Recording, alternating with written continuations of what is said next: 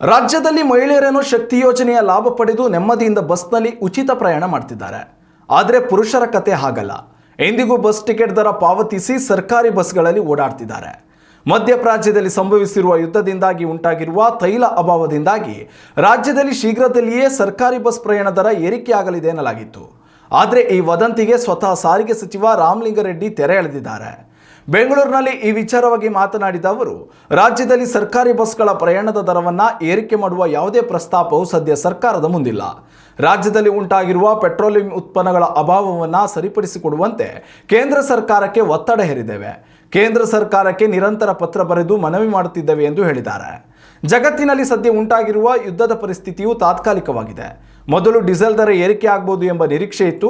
ಆದರೂ ಮುಖ್ಯಮಂತ್ರಿ ಸಿದ್ದರಾಮಯ್ಯರ ಮೂಲಕ ಕೇಂದ್ರ ಸರ್ಕಾರಕ್ಕೆ ಪತ್ರ ಬರೆದು ಡೀಸೆಲ್ ದರ ಏರಿಸದಂತೆ ಮನವಿ ಮಾಡಿದೆವು. ಸದ್ಯಕ್ಕೆ ತೈಲೋತ್ಪನ್ನಗಳ ಅಭಾವ ಸಾರಿಗೆ ವ್ಯವಸ್ಥೆ ಮೇಲೆ ಪರಿಣಾಮ ಬೀರಿಲ್ಲ. ಯುದ್ಧದ ಸ್ಥಿತಿ ಇಂದಲ್ಲ ನಾಳೆ ಹತೋಟಿಗೆ ಬರಲಿದೆ. ಹೀಗಾಗಿ ಸದ್ಯಕ್ಕಂತೂ ಬಸ್ ಪ್ರಯಾಣ ದರ ಏರಿಕೆ ಮಾಡುವ ಯೋಚನೆಯಲ್ಲಿ ನಾವಿಲ್ಲ ಎಂದು ಸ್ಪಷ್ಟನೆ ನೀಡಿದ್ದಾರೆ. ಸಾರಿಗೆ ಸಚಿವರ ಈ ಹೇಳಿಕೆಯಿಂದ ಬಸ್ ಪ್ರಯಾಣಿಕರು ನಿಟ್ಟುಸಿರು ಬಿಟ್ಟಿದ್ದಾರೆ. ಉತ್ತಮ ಸಂಸ್ಕಾರಯುತ ಶಿಕ್ಷಣದೊಂದಿಗೆ VSS English medium CBSE school Udupi Muddur. ನರ್ಸರಿಯಿಂದ 10ನೇ ತರಗತಿವರೆಗೆ ಶಿಕ್ಷಣದ ಜೊತೆಗೆ 5ರಿಂದ 10ನೇ ತರಗತಿವರೆಗಿನ ವಿದ್ಯಾರ್ಥಿನಿಯರಿಗೆ ಉತ್ತಮ ಹಾಸ್ಟೆಲ್ ಸೌಲಭ್ಯವೂ ಇದೆ. ನಿಮ್ಮ ಮಕ್ಕಳ ಪ್ರವೇಶಾತಿಗಾಗಿ ಈ ಸಂಖ್ಯೆಗೆ ಕರೆ ಮಾಡಿ.